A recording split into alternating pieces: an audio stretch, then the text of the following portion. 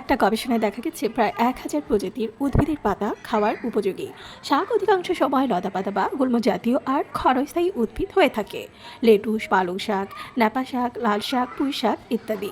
তবে মোরিঙ্গা সহ কিছু বৃহদাকার উদ্ভিদের পাতাও শাক হিসেবে খাওয়া যায়। আমাদের প্রতিদিনের পুষ্টি চাহিদা পূরণ না হলে দেখা দিতে পারে নানান ধরনের রোগ। আর সেক্ষেত্রে শাকসবজি তুলনাহীন, বিশেষ করে শীতের সময় বাজারে পাওয়া যায় নানান ধরনের শাকসবজি। সুস্থ থাকতে হলে একজন পূর্ণবয়স্ক ব্যক্তির ২০০ গ্রাম শাকসবজি গ্রহণ করা উচিত। শাকে প্রচুর পরিমাণে ভিটামিন আর খনিজ পদার্থ সহ হাজারো পুষ্টি উপাদান রয়েছে। পালং শাককে সুপারফুড বলা হয়। পালং শাকে প্রচুর পরিমাণে ভিটামিন এ থাকে। এটি মানুষের ত্বক ও শ্লেষ্মাঝিল্লি থেকে বিভিন্ন ধরনের ভাইরাস ও ব্যাকটেরিয়া দূর করে। এছাড়াও পালং শাকে ভিটামিন সি, ডি, কে, আঁশ, পটাশিয়াম আর ম্যাগনেসিয়াম রয়েছে, যা আমাদের হাড়ের গঠন মজবুত করার ক্ষেত্রে প্রয়োজনীয়। তাছাড়াও এই শাকের অনেক উপকারিতা রয়েছে, যেমন এটি রক্তচাপ কমাতে সহায়ক, বিভিন্ন সংক্রমিত রোগ থেকে রক্ষা করে আর হৃদযন্ত্র সুরক্ষায় ভূমিকা রাখে, ত্বকের বাইরের স্তরের আর্দ্রতা বজায় রাখে। এছাড়া ক্যান্সার সহ বিভিন্ন জটিল রোগের বিরুদ্ধেও লড়াই করে।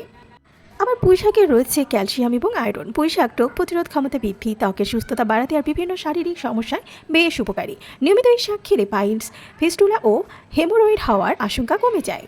লাল শাক শুধু রক্ত স্বল্পতা দূর করে তাই নয়, এটি রক্তে কোলেস্টেরল কমিয়ে হৃদরোগের ঝুঁকি কমায়।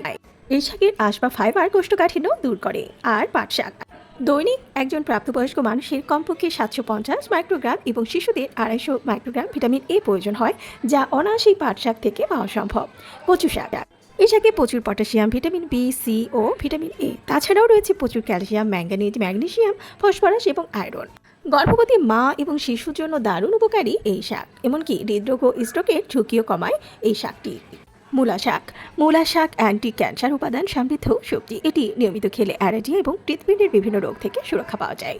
কলমি শাক হচ্ছে অত্যন্ত উপকারী। প্রচুর পরিমাণে ভিটামিন সি থাকে, তাই সর্দি কাশির সমস্যা থাকলে এটা খেতে পারেন।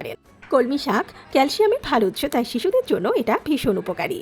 তবে যাদের কিডনির সমস্যা, দুর্বল হজম শক্তি, ইউরিক অ্যাসিডের সমস্যা আর কিডনি রোগ রয়েছে, তাদের কলমি শাক খাওয়া উচিত নয়।